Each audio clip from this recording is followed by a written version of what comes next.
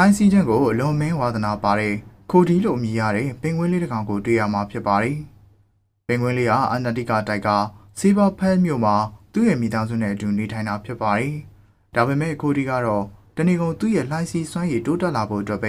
အချိန်တိုင်းလှိုင်းစည်းနေခဲ့ပါတယ်။ခိုဒီအမေနဲ့သူ့ကိုကတော့ခိုဒီကအချိန်တွေကိုလှိုင်းစည်းခြင်းမှာပဲဖြုံးတီးနေပြီးဘာအကျိုးရှိမဲ့အလုံးမှမလုပ်တာကိုမကြိုက်ကြပါဘူး။ဒါပေမဲ့ခိုဒီကတော့ဒါရီကိုဂီယူမဆိုင်ပဲသူ့ရဲ့တူရီသောအိမ်မက်ကတော့တနေ့ကျရင်လှိုင်းစီးချန်ပီယံဖြစ်လာဖို့ပါပဲရုပ်ရှင်အစပိုင်းမှာခိုဒီကအင်တာဗျူးတစ်ခုဖြစ်ရင်းဘစ်ဇီလို့ခေါ်တဲ့ချန်ပီယံကြီးကိုဘလောက်သဘောကျလဲဆိုတာကိုအားလုံးကိုပြောပြနေပါတယ်ဘစ်ဇီဟာသူ့တသက်တာလုံးမှာလှိုင်းစီးချန်ပီယံဆုတွေအများကြီးရရှိဖို့သူဖြစ်ပြီးခိုဒီရဲ့အိမ်မက်ကလည်းသူ့လိုချန်ပီယံကြီးဖြစ်လာဖို့ပါပဲသူအရန်ငယ်ငယ်တုန်းကဘစ်ဇီဟာချန်ပီယံပြိုင်ပွဲတစ်ခုအတွက်သူတို့အိမ်သားကိုရောက်လာခဲ့ပူပြီးနိုင်သွားတဲ့အခါမှာကိုဒီကိုဆွဲကြိုးလောက်ကသေးလေးတစ်ခုပေးခဲ့ပါတယ်။အဲ့ဒီချိန်ကလေးကကိုဒီဟာသူကိုယ်တိုင်လည်းအဲ့ဒီလိုမျိုးချန်ပီယံဖြစ်ချင်တဲ့ဝါသနာပြင်းပြခဲ့တာဖြစ်ပါတယ်။အချိန်တန်ကြာပြီးတဲ့နောက်မှာမိုက်လို့အမည်ရတဲ့ငှက်တကောင်ကကိုဒီစီရောက်လာပြီးဖန်ကိုကျွန်းပေါ်မှာလှိုင်းစီးပြိုင်ပွဲကျင်းပနေကြောင်းပြောလာပါတယ်။မိုက်ကကိုဒီကိုလာခေါ်တာဖြစ်ပြီးမင်းရဲ့လှိုင်းစီးစွမ်းရည်ကိုငါ့ကိုပြစမ်းမအောင်လို့ပြောပါတယ်။အခုတော့ကိုဒီဟာအရန်စိတ်လှုပ်ရှားပြီးလှိုင်းစီးပြသပေမဲ့အဲ့ဒီနေ့မှာရေလိုင်းတွေကသူ့ဘက်မှာမရှိခဲ့ပါဘူး။ဒီအကြောင်းရင်းကြောင့်ပဲသူဟာသူ့ရဲ့လှိုင်းစီးစွမ်းရည်ကိုမိုက်ရှေ့မှာထူးထူးခြားခြားမပြသနိုင်ခဲ့ပါဘူး။မိုက်ကလည်းဒါအောင်မြင်ပြီးတိတ်သဘောမကျပဲကိုရီးယားလှိုင်းသိမ့်မစည်းတက်သေးဘူးလို့ထင်ကမင်းနောက်နှစ်မှာပဲဝင်ပြိုင်မှာတော့ဒီနှစ်တော့အဆင်သင့်မဖြစ်သေးဘူးလို့ပြောလိုက်ပါတယ်။ကိုရီးယားဒီစကားကြောင့်အရန်စိတ်မကောင်းဖြစ်သွားပြီးမိမိကိုယ်တိုင်တက်တည်ပြဖို့အတွက်ရေလိုင်းတွေကိုအန်တူရင်းမောက်ရဲ့နောက်ကနေလိုက်သွားပါတော့တယ်။ဒီလိုနဲ့လှိုင်းစင်းရင်နဲ့မိုက်သွားနေတဲ့နေရာအထိရောက်သွားပါတယ်။မိုက်ဟာကိုဒီရဲ့ဒီလောက်အထိပြင်းပြတဲ့တက်တီကိုမြင်ပြီးအတော်လေးသဘောကျသွားတာကြောင့်ကိုဒီကိုပြိုင်ပွဲမှာပါဝင်ခွင့်ပေးလိုက်ပါတယ်။အခုဒီနေရာမှာတော့ပြိုင်ပွဲဝင်တွေအများကြီးရှိနေပြီးကိုဒီဟာအားလုံးနဲ့လိုက်လံနှုတ်ဆက်နေပါတယ်။ဒီနေရာမှာပဲသူဟာဂျိုးလို့ခေါ်တဲ့ကြက်ဖတစ်ကောင်နဲ့ဆုံတွေ့ခဲ့ပြီးသူ့ရဲ့ဇာတ်ကြောင်းကလည်းကိုဒီလိုပါပဲ။ဒါကြောင့်သူတို့နှစ်ယောက်ဟာမကြခင်မှာပဲတငယ်ချင်းတွေဖြစ်သွားကြပါတယ်။ဒီနေရာမှာပင်ကွင်းတွေအများကြီးရှိနေပြီးကိုရီးယားအဲ့ဒီပင်ကွင်းတွေကပင်ကွင်းမာလေးတကောင်ကိုသဘောကျမိသွားပါတယ်။ဂျိုးကမင်းသွားပြီးစကားပြောကြည့်ပါလားလို့မြောက်ပေးလို့တွားပြောတဲ့အခါမှာကိုရီးမှာစကားတွေထထငေါငေါဖြစ်ကုန်ပါတယ်။ဒါဦးဂျိုးကမင်းအခုထူးထူးခြားခြားစကားတွေတိတ်မပြောနဲ့တော့လို့တားလိုက်ရပါတယ်။အခုသူတို့နှစ်ယောက်ကကမ်းခြေမှာလမ်းလျှောက်နေတော့ဘစ်စီရဲ့လှိုင်းစည်းပုတ်ပြားဟောင်းတစ်ခုကိုတွေ့လိုက်ရပါတယ်။လွန်ခဲ့တဲ့နှစ်အနည်းငယ်ကလှိုင်းစည်းပြိုင်ပွဲတစ်ခုမှာပဲဘစ်စီတည်ဆုံးသွားခဲ့ကြောင်းသိရပါတယ်။အဲဒီနောက်ပိုင်းမှာတော့အထိမ့်မှန်အနေနဲ့ဒီလှိုင်းစည်းပုတ်ပြားကိုဒီမှာလာစိုက်ထားတာဖြစ်ပြီးဒါကြောင့်လည်းနှစ်တိုင်းဒီနေရာမှာလှိုင်းစည်းပြိုင်ပွဲကျင်းပရခြင်းဖြစ်ပါတယ်။ခဏကြာတော့ဘစ်စီရဲ့လှိုင်းစည်းပုတ်ပြားကိုပင်ကွင်းတစ်ကောင်ကကြောက်ခင်းနဲ့ပြင်းထန်ပေါက်နေတာကိုကိုဒီတွေ့သွားပါတယ်။ကိုဒီကရန်ဒေါသထွက်ပြီးအနားကိုသွားပြီးတားဆီးပါတော့တယ်။တီးလိုက်ရတာကတော့သူဟာတခြားသူမဟုတ်ပဲ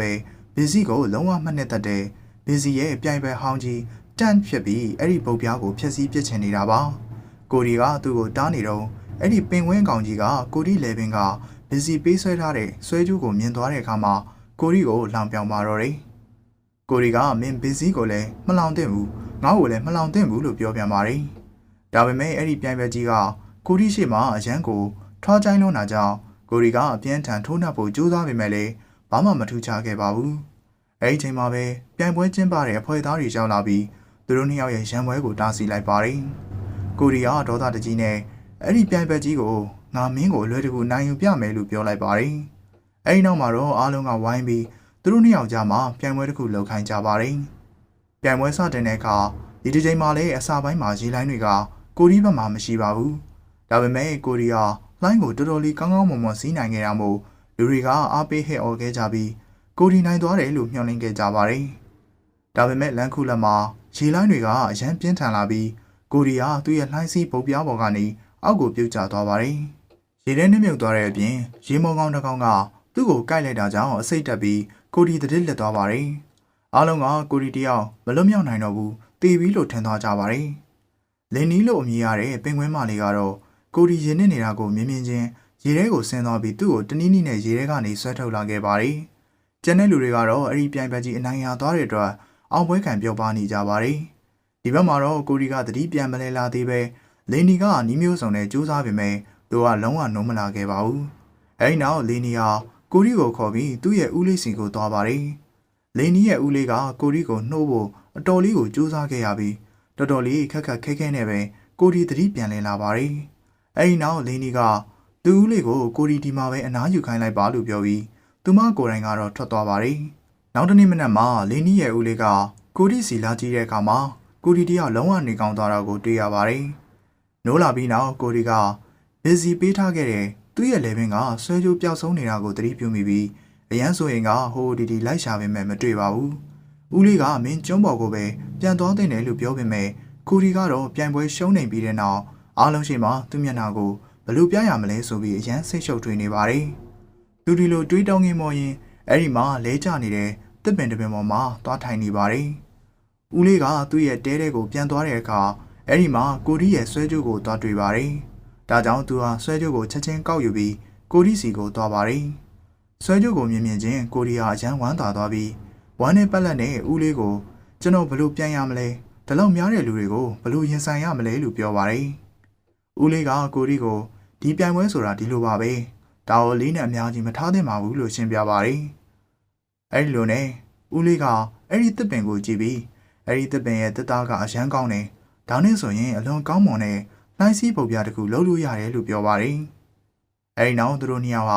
ာဒီကျိုးနေတဲ့တစ်ပင်ကိုသူတို့နဲ့အတူသဲဆောင်သွားကြပါတယ်။လမ်းခုလက်မှာကိုရီလက်ကချော်သွားတာကြောင့်အဲ့ဒီတစ်ပင်ကြီးကလုံးဝထိမ့်မနိုင်သိမ်းမရဖြစ်သွားပြီးဦးလေးကိုပါတိုက်မိပြီးအဝေးကြီးကိုလင့်ဆင်သွားစေပါတယ်။ကိုရီအဲ့နေရာကိုရောက်သွားတဲ့အခါမှာအဲ့ဒီမှာရေရီအများကြီးရှိနေပြီးဘယ်သူမှမရှိတာကိုတွေ့ရတာကြောင့်အဲ့ဒီနေရာမှာသူလှိုင်းစီးတာကိုလေ့ကျင့်နိုင်မှာဖြစ်ပါတယ်။ဒီနေရာမှာကိုရီယာ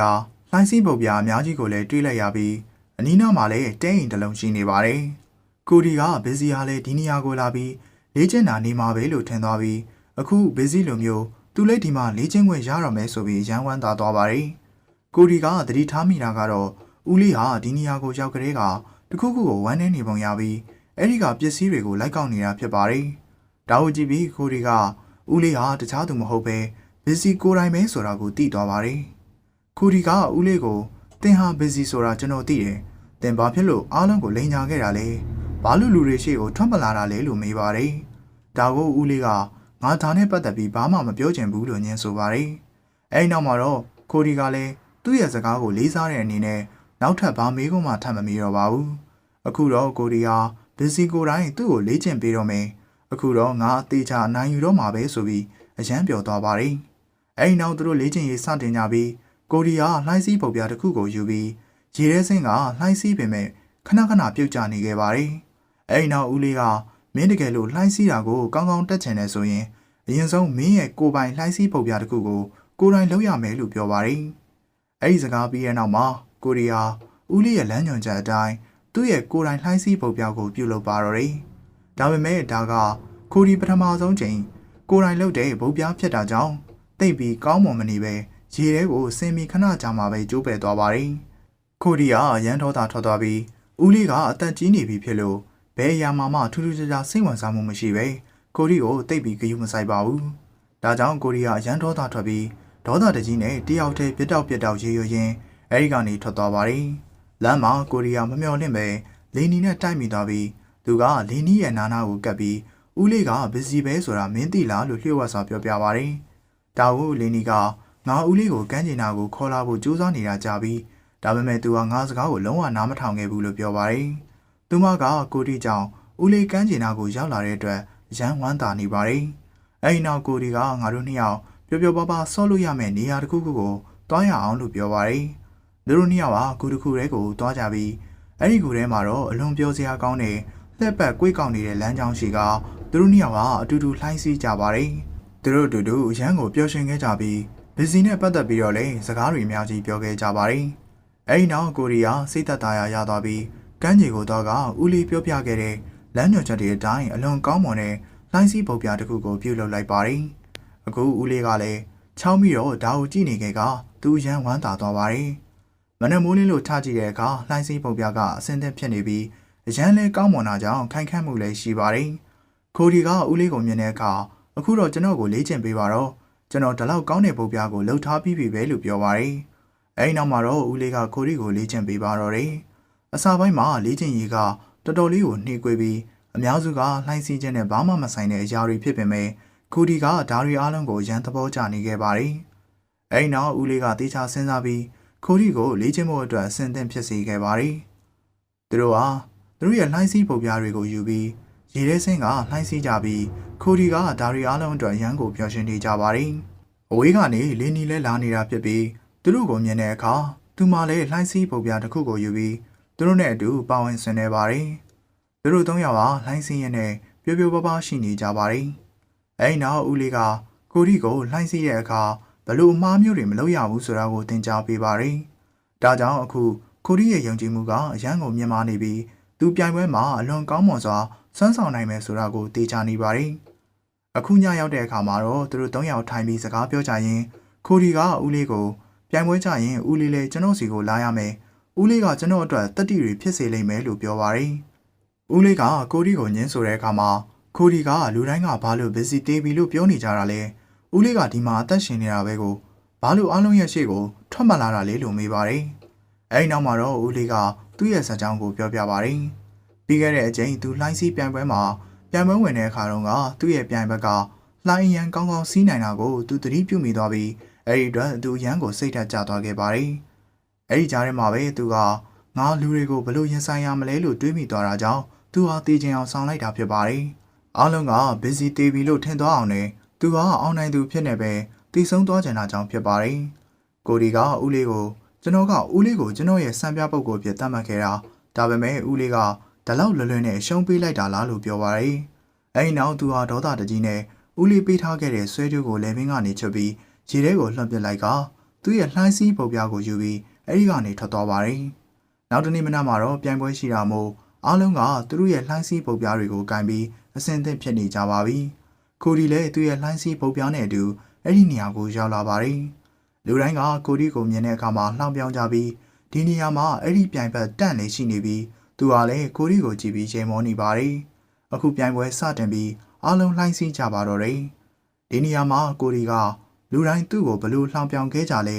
လူတိုင်းသူ့ကိုဘလို့ရေမောခဲ့ကြလဲဆိုတဲ့အတွေးတွေကိုသူ့စိတ်ထဲသွင်းလိုက်တာကြောင့်သူဟာအရန်ကိုခတ်ထန်လာပါတယ်။ပထမတစ်ဆက်မှာအားလုံးကအရန်ကောင်းကောင်းစွမ်းဆောင်နိုင်ခဲ့ကြပြီးအဆုံးသတ်မှာဂျိုးကိုဒီနဲ့တန့်တို့ကြမ်းရိတ်ခဲ့တာကြောင့်နောက်တစ်ဆက်မှာသူတို့၃ယောက်ပဲပြန်ရမှာဖြစ်ပါတယ်။ကိုဒီကအဝေးကနေမစ္စည်းလဲဓာတွေကိုကြည့်နေတာကိုမြင်လိုက်ရတာကြောင့်သူအရန်ဝမ်းသာသွားပါတယ်။ဒုတိယအဆင့်စတင်တဲ့အခါမှာသူတို့၃ယောက်လုံးလှိုင်းစီကြပါတယ်။ဒီနေရာမှာကိုဒီက